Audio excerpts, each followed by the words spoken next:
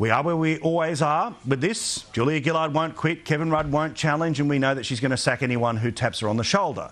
But what has happened in the past 24 hours is that now Greg Combet on the Gillard side of things and also MPs on the Rudd side of things say this thing should go to a vote.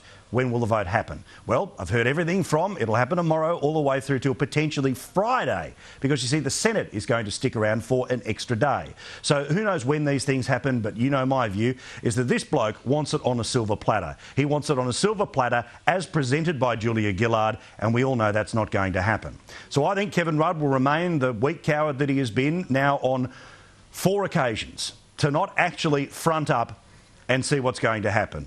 3 of those occasions, rather, I should say, were where there was never a vote. There was the challenge. There was originally him being booted out 3 years ago last night, and there have been the Phantom Challenge of a couple of months ago, and there's what's coming here. The only time he has actually tested the numbers, he lost by a substantial margin. My view remains that Kevin Rudd is letting everyone else do the work, and he'll let everyone else take the fall. That's the Kevin Rudd way. But as for Julia Gillard, today's opinion polls, they are disgraceful. And of all of the different numbers that you've heard, and you've heard about 29% of Labor Party's primary vote, and you've heard about the two-party preferred, what about this one? Julia Gillard has a disapproval rating of 60%. 6 out of 10 people don't like the job that she is doing, but she'll hold on to the job because the people who could sack her, being her fellow Labor MPs, are scared of her. So, that's all the same. Can we now get on to some real news? Can somebody in Canberra start asking the Prime Minister and ministers, who last time I checked are still technically running the joint, about a very serious issue? One that I thought we had resolved on this program and in other forums last year. You know that Australians are being killed in Afghanistan. The 40th died just yesterday. There are 250 serious injuries that have happened in Afghanistan, and disgracefully, because of the coalition efforts and being distracted off into places like Iraq, we are going to hand the keys of Afghanistan back to the Taliban. The peace talks are about to happen right now between the US and the bloody Taliban. And the Taliban wanted to deal directly with the US because they believe that the government that is there in Afghanistan is a puppet government. So there's going to be a mess. There's also going to be a bloodbath when our troops leave towards the end of this year. Now, we thought that we had actually solved what I thought was a pretty disgraceful problem. First brought to my attention by Mark Davis, the reporter from the Dateline program, and we spoke about it here on the show.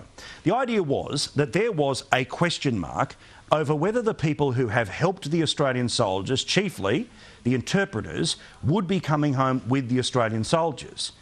Now, thankfully, both sides of politics said that this would happen. Because, put simply, if those people are left behind and it is found out that by the Taliban that they were helping the Australian forces, what do you think is going to happen? They're not going to last very long. Their families are not going to last very long.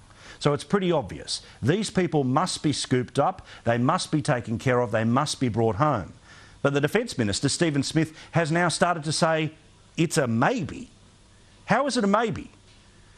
The Chief of the Defence Force and whoever is the Chief Representative in Afghanistan should be empowered tomorrow, and definitely by Thursday when this Parliament rises, to basically have the authority of the Immigration Minister. It should be up to the Army officials on the ground to identify who has been helping and who has not. And anyone who has been helping, the reward, you get to come and live in this great country. Because if we just simply duck and run and we leave those people behind, what exactly was the point of what we've been doing for the past 12 years? This is a serious situation. This is not about Kevin Rudd's ego. This is not about the BS of the faceless men or the Labor Party trying to save its collective arse. This is a real life and death issue.